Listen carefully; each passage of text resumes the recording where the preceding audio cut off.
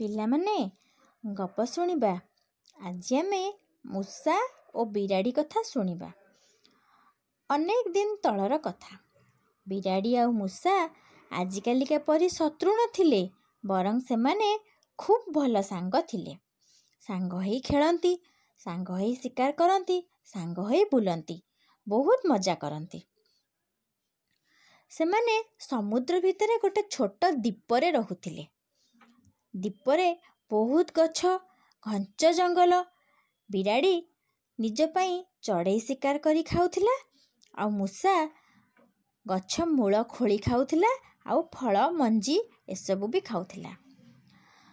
ହଠାତ୍ ଦିନେ ମୂଷାଟିଏ ବିରାଡ଼ି ପାଖକୁ ଆସି କହିଲା, ସଙ୍ଗାତେ, ଆମେ ବହୁତ ଦିନ ହେଲାଣି ଏ ଦ୍ୱୀପରେ ରହିଲେଣି, ଚାଲୁନ ଟିକେ ପାଖ ଗାଁକୁ ବୁଲିଯିବା।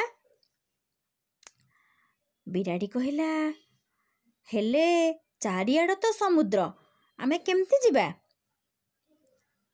ମୂଷା କହିଲା, ଜାଣିଛ ସଙ୍ଗାତେ, ଗାଁରେ ନା ଘରେ ଘରେ ସୁଆଦିଆ ଖାଇବା ମିଳେ। ଆମେ ଯଦି ଗାଁକୁ ପଳେଇବା, ତୁମକୁ ଆଉ ଚଢ଼େଇ ମାରିବା କଷ୍ଟ କରିବାକୁ ପଡ଼ିବନି, ନା ମୋତେ ବି ଆଉ ଗଛ ମୂଳ ଖୋଳିବାକୁ ପଡ଼ିବନି। ବିରାଡ଼ି କହିଲା, ଆଚ୍ଛା ହଉ ଯେ, କ'ଣ ତାହେଲେ କରିବା? କେମିତି ସମୁଦ୍ର ପାରି ହେବା? ମୂଷା କହିଲା, ମୁଁ ଗୋଟେ ଉପାୟ କରିଛି। ଗୋଟେ ବଡ଼ ଗଛର ମୂଳକୁ ଆମେ ଖୋଳିବା, ଖୋଳି ଖୋଳି ଫମ୍ପା କରିଦେବା। ସେଇଟା ଡଙ୍ଗା ପରି ପାଣିରେ ଭାସିବ। ତମେ ଆଉ ମୁଁ ସେଥିରେ ବସି ନିର୍ଭୟରେ ଚାଲିଯିବା। ମୂଷାଠାରୁ ଏକଥା ଶୁଣି ବିରାଡ଼ି ରାଜି ହେଇଗଲା। ଦୁହେଁ ମିଶି ଗୋଟେ ବଡ଼ ଗଛର ମୂଳକୁ ଖୋଳିଲେ।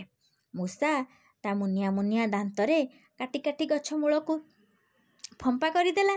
ବିଲେଇ ବି ତା ନଖରେ ରାମ୍ପି ରାମ୍ପି ଚିକ୍କଣ କରିଦେଲା। ଗଛର ମୂଳ ଖଣ୍ଡକ ଡଙ୍ଗା ପରି ହେଇଗଲା। ଭିତର ଫମ୍ପା। ମୂଷା ଆଉ ବିରାଡ଼ି ଦୁହେଁ ତା ଭିତରେ ବସିଲେ।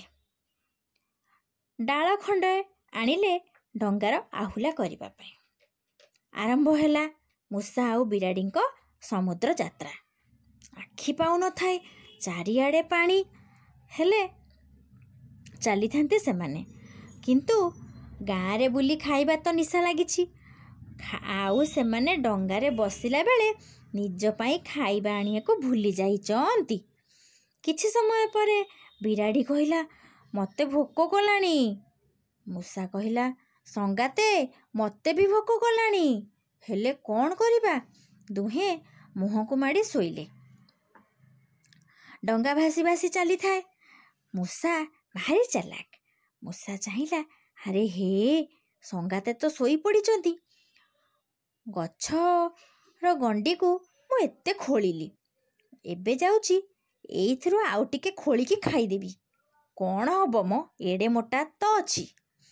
ମୂଷା କୁଟକୁଟ କୁଟକୁଟ କରି କାଟିବାରେ ଲାଗିଲା।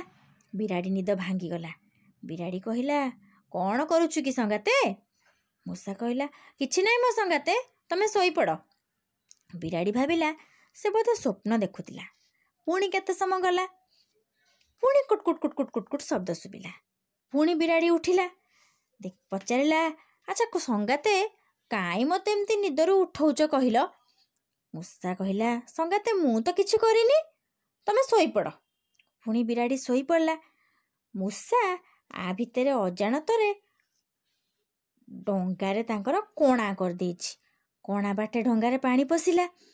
ଚାଉଁ କିନା ଥଣ୍ଡା ପାଣି ଯେତେବେଳେ ଦେହରେ ଲାଗିଲା, ବିଲେଇ ନିଦ ଭାଙ୍ଗିଗଲା। ବିରାଡ଼ି ନିଦ ଭାଙ୍ଗିଗଲା। ବିରାଡ଼ି ଉଠି ମିଆଉଁ ମିଆଉଁ କରି ବୋବେଇଲା। ପାଣିକୁ ଡରି ଡଙ୍ଗାର ଆରପଟ ମଙ୍ଗ ଉପରେ ଠିଆ ହେଇଗଲା। ରାଗି ତ ଗଲା, ବଦମାସ, ସଙ୍ଗାତ, ଏସବୁ ତୋର କାମ ନାହିଁ। ମୂଷା କହି ପକେଇଲା, ହଁ, ମୋତେ ଭାରି ଭୋକ ଲାଗୁଥିଲା, ମୁଁ ଖାଉ ଖାଉ ଖାଇଦେଲି, ଜାଣିପାରିଲିନି ଡଙ୍ଗାରେ କଣା ହେଇଗଲା, ଆଉ ପାଣି ପଶିଗଲା। ଡଙ୍ଗାରେ ପାଣି ପଶି ଡଙ୍ଗା ଟଳମଳ ହେଲା। ଦିଜଣ ଯାକ ନିଜ ଜୀବନ ବଞ୍ଚିବାକୁ ବାହାରିଲେ। ମୂଷାକୁ ଉପରେ ରାଗିକି ବିରାଡ଼ି କହିଲା, ତୁ କାହିଁ ଏମିତି ଭୁଲ କାମ କଲୁ? ମୁଁ ତୋତେ ଖାଇବି। ମୂଷା କହିଲା, ହଁ ସଙ୍ଗାତେ, ମୋତେ ଦଣ୍ଡ ମିଳିବା ଉଚିତ ଯେ, କିନ୍ତୁ କୂଳକୁ ତ ଚାଲ, ପାଣି ଭିତରେ କ'ଣ ମୋତେ ଖାଇବ ନା କ'ଣ? କୂଳ ଅଳ୍ପ ବାଟ ଥିଲା। ଦିଜଣ ଯାକ ପହଁରି ପହଁରି କୂଳକୁ ଚାଲି ଆସିଲେ। ଧଇଁସଇଁ ହୋଇ ଆସିଲେ। ବିରାଡ଼ି ଯେମିତି କୂଳରେ ପହଞ୍ଚି ଯାଇଛି ମୂଷାକୁ କହିଲା, ମୁଁ ଆସ ତତେ ଖାଇବି। ମୂଷା ତ ଭାରି ଚାଲାକ।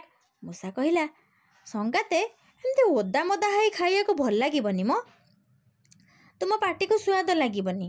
ଚାଲ ଖରାରେ ଆମେ 2 ଜଣ ଯାକ ଆମ ଦେହ ଶୁଖେଇବା, ତାପରେ ତୁମେ ମୋତେ ଖାଇବ। ବିରାଡ଼ି ଭାବିଲା, ହଁ ସତ କଥା ତ। ଖରାରେ ବିରାଡ଼ି ତାର ରୁମକୁ ଶୁଖେଇ ନିଶକୁ ମୋଡ଼ି ସଜେଇ ହେବାରେ ଲାଗିଲା। ଏହା ଭିତରେ ମୂଷା କ'ଣ କରିଛି, ଫଟାଫଟ ତା ଦାନ୍ତରେ ଗାତଟିଏ ମାଟିରେ ଖୋଳି ଚାଲିଲା।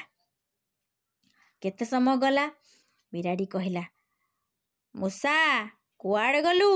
ଆ, ମୁଁ ତତେ ଖାଇବି। ହଁ ହଁ, ମୁଁ ପୁରା ପ୍ରସ୍ତୁତ।